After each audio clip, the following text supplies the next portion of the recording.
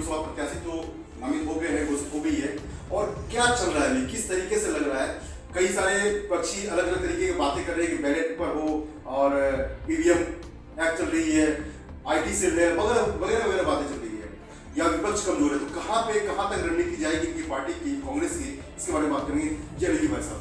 सबसे पहले तो आपको और आपके दर्शकों को मेरा नमस्कार। देखिए, क्योंकि बात लोकसभा चुनाव की हो रही है, तो जहाँ तक बात देश की है या प्रदेश की है, डबल इंजन की सरकार यहाँ पर चल रही है, लेकिन हर वर्ग का व्यक्ति परेशान है। छात्र हो, नौजवान हो, महिलाएं हो, सभी त्राही कर रहे हैं। आप देख रहे हैं कि अपराधियों के मंसूबे इस तरीके से भारी हो रखे हैं कि एक महिला के 2 बच्चों का गला काट दिया गया। जी जी जी। खैर, ये सब एक पार्ट है, लेकिन क्योंकि आपने इलेक्शन कमीशन की बात की, देखिए मेरा मानना ये है कि एक मजबूत लोकतंत्र वो होता है कि जो चुनने वाली जो जनता है, उनमें से यदि 10 लोग भी ये कहें कि आपकी प्रक्रिया पर विश्वास नहीं है, तो चुनाव आयोग की जिम्मेदारी बनती है कि उनका जो संशय है उसको दूर करने का काम किया जाए, जिससे कि और ज्यादा मजबूती से लोगों का विश्वास इलेक्शन कमीशन में भी बने और इस प्रक्रिया में बना। देखिए, चुनाव ईमानदारी से होने के साथ साथ चुनाव ईमानदारी से होते हुए दिखना भी बहुत जरूरी है। दिखना जरूरी है, जी, जो कि दिख नहीं रहा है। अच्छा, दूसरी बात एक चीज और है कि सत्ता पक्ष जो है अपना डेवलपमेंट की गीत गा रहे हैं, यहाँ डेवलपमेंट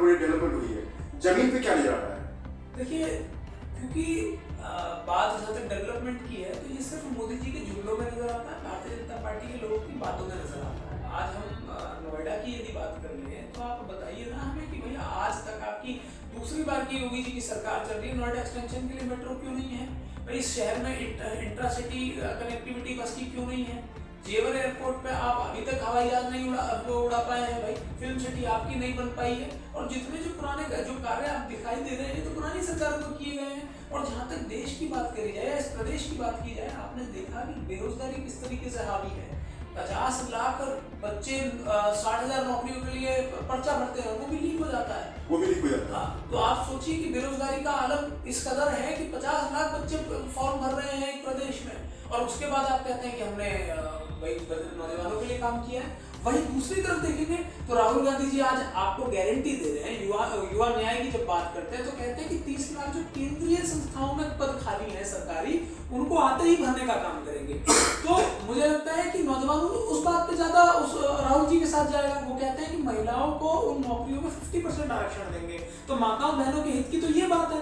किसानों को MSP का कानून बनाकर हम भुगतान करने का काम करेंगे, तो किसानों के हित की ये बात है।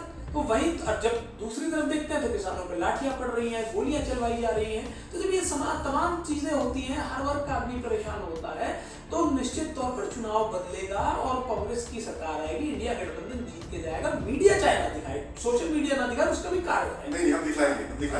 देखिए, जहाँ तक बताया आपने, मीडिया तो अपना काम कर रही है, हम और दूसरों की बात कैसे कोशिश कर रहे हैं आपको लाने की सबके सामने। एक चीज सबसे बड़ी बात है, आपने बताया IND गठबंधन जो है, इस गठबंधन में का क्या लग रहा आपको, इस बार क्या कंडीशन होगी? देखिए, इसका नाम इंडिया गठबंधन है। देखिए, Okay. जहाँ तक लोग जब ये IND कहते हैं, इंडी कहते हैं, तो मुझे तरस आता है कि जो लोग अपने देश का नाम लेने में शर्मा रहे हैं, वो देश की बात क्या करेंगे, देश हित में क्या कार्य करेंगे? क्योंकि मैं अधिकतर भाजपा के लोगों को देखता हूँ, अरे भाई इंडिया तो दिन में अब हम राम कहते हैं, जितनी बार हो सके उतनी बार कहना चाहिए। हम इंडिया कहते हैं, जितनी बार पॉसिबल हो उतनी बार कहना चाहिए।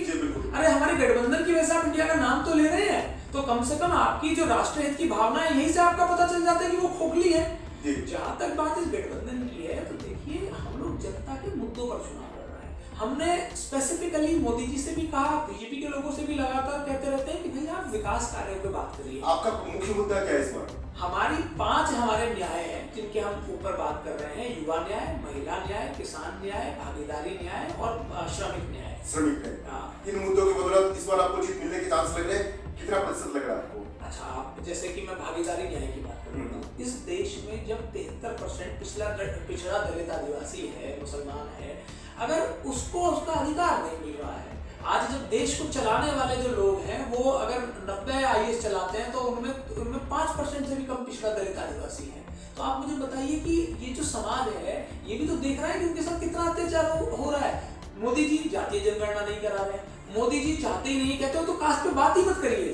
जब पिछड़े, आज हम लोग पिछड़े हैं, हम लोग अपने अधिकार की बात करते हैं तो मोदी कहते हैं कि भाई आप जाति की बात ही मत करिए, जाति दो ही है, गरीब और अमीर। अरे भाई कैसे जाति दो है? आज हम अपना अधिकार मांग रहे हैं तो आप हमारे हमसे कह रहे हैं कि दो ही जाति है। जब आपको हमारा वोट चाहिए था तब आप कहते थे कि मोदी भी पिछड़ी जाति का है। अरे आप पिछड़ी जाति के तो दीजिए ना हमारा अधिकार।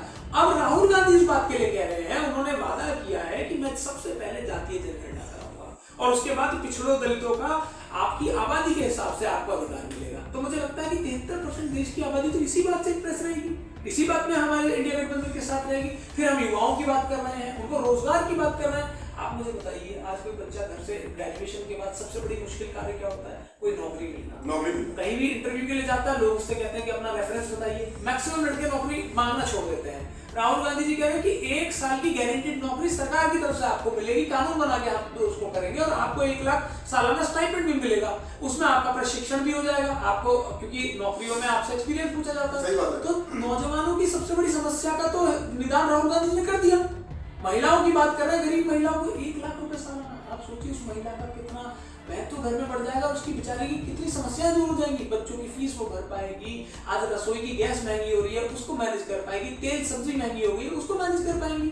तो मुझे लगता है कि राहुल जी ने जितनी बातें करी है वो आम जनता से जुड़ी हुई बातें हैं। वहीं मोदी जी जो बात करते हैं वो अडानी अंबानी जैसे बड़े बड़े लोगों की बात करते हैं। इलेक्टोरल बॉन्ड में भी जो पैसा लिया है सब बड़े उद्योगपतियों से लिया है। तो यही एक अंतर है। हम दो भारत की बात करते हैं, एक राहुल गांधी जी वाला भारत है जिसमें हम नौजवानों की, महिलाओं की, किसानों की, आम आदमी की बात कर रहे हैं। एक मोदी जी वाला भारत है जिसमें सिर्फ और सिर्फ अडानी अंबानी। जी अच्छा, एक बात और है, मुद्दे तो आपके समझ में आ गए।